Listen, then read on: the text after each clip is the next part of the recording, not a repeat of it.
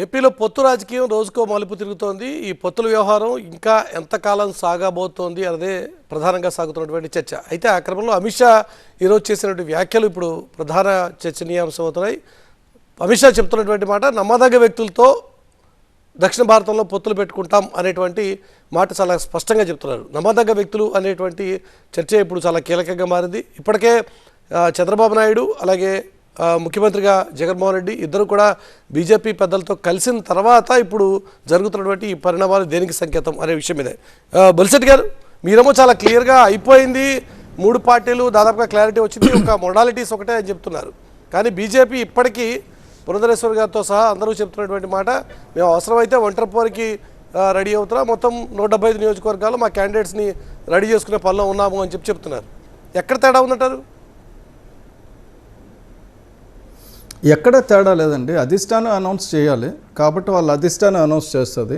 నాకు party BJP high command అడ్డు ఉండదు కాబట్టి నేను పవన్ కళ్యాణ్ గారు చెప్పిన మాటను మీకు చెప్పాను. ఎందుకంటే పవన్ కళ్యాణ్ గారు ఇదివరకు బిగినింగ్లోనే వ్యతిరేక ఓటు చేయలేనివని అన్నప్పుడే అప్పుడు మేము పొత్తులో ఉన్నది కేవలం బీజేపీతో, కానీ వ్యతిరేక ఓటు చేయలేము. అందు గురించి తర్వాత 2 సంవత్సరాల తర్వాత చంద్రబాబు నాయుడు గారు జైల్లో ఉన్నప్పుడు వెళ్ళి వచ్చి పొత్తులు అని చెప్పిన తర్వాత ఎక్కడ యాంబిగ్యూటీ లేదండి.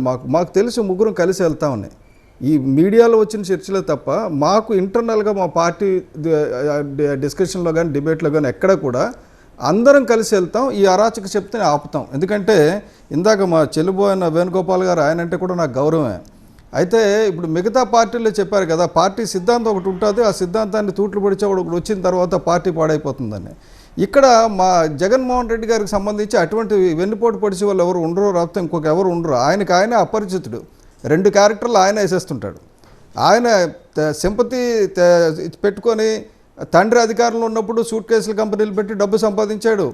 అధికారంలోకి వచ్చిన తర్వాత కొండలు కోనలు లిక్కరు ఇసుక అన్ని గంజాయి ఇంకా ఏం మొత్తం తీసుకున్న ఒక్క నిమిషం కంప్లీట్ చేసిన తర్వాత మీరు చెప్తారు కానీ ఒక్కటేంటి అన్ని కూడా క్యాష్ లో మీరంటే గౌరవం నేనేమంటానంటే ఆశయం కోసం పార్టీలు స్థాపింపబడ్డాయి ఈ దేశంలో. ఆశయము ఆశగా మారిన తర్వాత ప్రజలకు నష్టం జరిగింది. పవన్ కళ్యాణ్ గారు చెప్పిన తర్వాత మీరు సమాధానం చెప్పండి, అది బాగుంటది.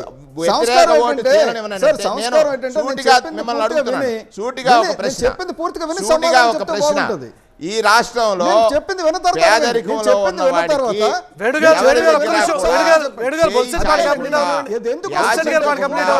ఆశించకుండా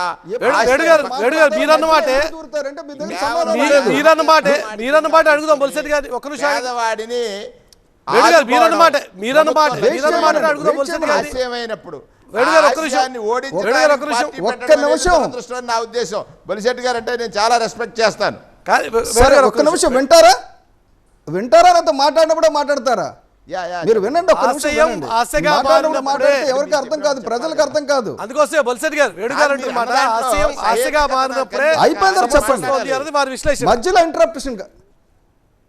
బొలిశెట్టి గారు మీరు చెప్పాల్సింది నేను అయిపోయిన వెంటనే చెప్పండి. ఓకే, మీ జగన్మోహన్ రెడ్డి గారికి కేవలం ఆశయం ఉందండి, ఆశయం లేదు. ఆయనకు ఉన్నదల్లా ఆశ ఒకటే, ఆశయం ఒకటి ఏం లేదు. ఆశ ఒకటే దోపిడీ. తండ్రి ఉన్నప్పుడు సూట్ కేసులు అడ్డం పెట్టుకుని దోచుకున్నాడు. తండ్రి చనిపోయిన తర్వాత అడ్డం పెట్టి మళ్ళీ మాట్లాడకండి, మధ్యలో మీరు మాట్లాడకండి. అయిపోయిన తర్వాత మాట్లాడండి. మీరు ఎందుకంటే మీ లొసుగులన్నీ పైకి చెప్తున్నాను కదా, అందుకు మీరు అడ్డు తగులుతున్నారు. మీరు ఎందుకు అడ్డు తగులుతున్నారంటే నేను చెప్పిన తర్వాత మీరు చెప్పొచ్చు కదా, ప్రజలకు అర్థం అవుతుంది కదా. నేను చెప్పిన తర్వాత మాట్లాడండి. నేను మాట్లాడినప్పుడు మీరు మాట్లాడితే మీకు అర్థం కాదు, నేను మాట్లాడినప్పుడు మాట్లాడితే మీకు అర్థం కాదు కదా. మీరు మాట్లాడినప్పుడు సరే మీరే మాట్లాడండి, నేను మాట్లాడినప్పుడు సైలెంట్గా ఉండండి. బొలిశెట్టి గారు ఇక్కడ పొత్తులకు సంబంధించి సార్ జగన్మోహన్ రెడ్డి ఏం చేశారు ఏం చేయలేదు అనేది రేపు తేలుతుంది వ్యవహారం. మీ మధ్య పొత్తులకు సంబంధించి జరుగుతున్నటువంటి తతంగం, ఆ వ్యవహారం గురించి మీరేమో చాలా కేటగిరికల్గా చెప్తున్నారు. కానీ బీజేపీ నాయకత్వం అంత అనుకూలంగా చంద్రబాబు నాయుడు గారి విషయంలో ఉందా లేదా? మొన్న ఇంతకీ అసలు చంద్రబాబు నాయుడు గారు మీ అంచనా ప్రకారం బీజేపీ పిలిస్తే వెళ్ళారా లేక వీరే స్వయంగా అపాయింట్మెంట్ తీసుకువెళ్ళారా? ఇది కూడా కొంత కన్ఫ్యూజన్ ఉంది. మీరేమైనా క్లారిటీ ఇస్తారా బొలిశెట్టి గారు? పవన్ గారు చంద్రబాబు నాయుడు గారు ఎందుకు చంద్రబాబు ఎందుకు వెళ్ళారు, లేకపోతే జగన్మోహన్ రెడ్డి గారు ఎందుకు వెళ్ళారు, ఏం చెప్పారు అనేది వాళ్ళు ఇవ్వాలండి క్లారిటీ, నేను కాదు. నేను మా చెల్లిపోయిన వేణుగోపాల్ గారు చెప్పదలుచుకుంది ఏంటంటే, ఆశయం అన్నది ఎవరికో ఉంటే పార్టీ పెడితే పర్వాలా, ఒకడు పెట్టిన పార్టీని దోచుకొని వైఎస్ఆర్ సిపి అంటేనే యువజన శ్రామిక రైతు పార్టీ వేరేవాడు పెట్టాడు, వీళ్ళు పెట్టింది కాదు, తీసుకున్నారు. ఇంకో తండ్రిని అడ్డు పెట్టుకొని డబ్బులు దోచుకున్నారు. ఇప్పుడు క్యాష్ లో దోచుకున్నారు. ఇటువంటి వాడిని రక్షించడానికి ఉండండి ఒక్క నిమిషం. మళ్ళీ మీరు మాట్లాడుతున్నారు సార్, మీరు మాట్లాడినప్పుడు నేను మాట్లాడాలా, మీరు మాట్లాడినప్పుడు నేను మాట్లాడలేదు. మీరు అది కాదు, మీరు ఇంత వీక్ అని నేను అనుకోలే, మీరు ఇంత వీక్ అని మీరు అనుకోలేదు. అయిపోయిందని చెప్పండి, మీ ఆశయాలన్నీ మీరు చెప్పండి. కళ్యాణ్ గారు సార్ ఆయన మాట్లాడినప్పుడు మాట్లాడతారు, ఇదే సంస్కారం అండి. అది కాదండి, గారు అంటే కాదండి, నేను చెప్పింది అయిపోయిన తర్వాత మీరు సమాధానం చెప్పండి. నేను చెప్పింది అయిపోయిన తర్వాత ఒక్క తప్పు ఉంటే నేను క్షమాపణ చెప్తా, నేను ఒక్క తప్పు చెప్పినా నేను క్షమాపణ చెప్తా, మీరు చెప్పింది వినండి. ఒక్క నిమిషం వేణుగారు ఏమండి మీరు మధ్యలో సుత్తు కొట్టకండి, స్ట్రైట్ గా నేను చెప్పింది అయిపోయిన తర్వాత మీరు చెప్పండి. మీరు ఇలా మధ్యలో నేను మాట్లాడుతున్నప్పుడు ఇంటరప్ట్ చేయడం అర్థం ఏంటంటే మీకు సమాధానం లేదు, మీ దగ్గర సమాధానం లేదు, మీ ఓటమి కనబడుతుంది. సమాధానం ఉంటే నేను అయిపోయిన తర్వాత చెప్తారు, చెప్పలేని స్థితిలో నేను అయిపోయిన తర్వాత చెప్తారు. నో అండి, ఎస్ఏ సిద్ధం, మీరు సిద్ధం, ఓడిపోవడానికి ఇంటికి వెళ్ళిపోవడానికి సిద్ధంగా ఉన్నారు, సిద్ధంగా ఉండండి. మీరు సమాధానం చెప్పడానికి సిద్ధంగా ఉంటే నా ప్రశ్న వినండి, విన్న తర్వాత మాట్లాడండి, అంతేగాని ప్రశ్న మధ్యలో మాట్లాడాలి. తేల్చాల్సింది బొలిశెట్టి గారు, ఇది ప్రజలు ఇవ్వాల్సిన తీర్పు, ప్రజలు ఇచ్చేది. మాట్లాడినప్పుడు మాట్లాడడానికి ప్రజలకు అర్థమైపోతుంది, మీ దగ్గర సమాధానం లేదు కాబట్టి నా మాటలను అంతరాయం కలిగిస్తున్నారని ప్రజలకు కించపరుస్తున్నారు. మీరే తీర్పులు ఇచ్చేస్తే ప్రజలు ఎందుకు? ప్రజలు కదా, మీరు ప్రజలు కదా తీర్పు ఇవ్వాల్సిందే నేను అంటున్నాను.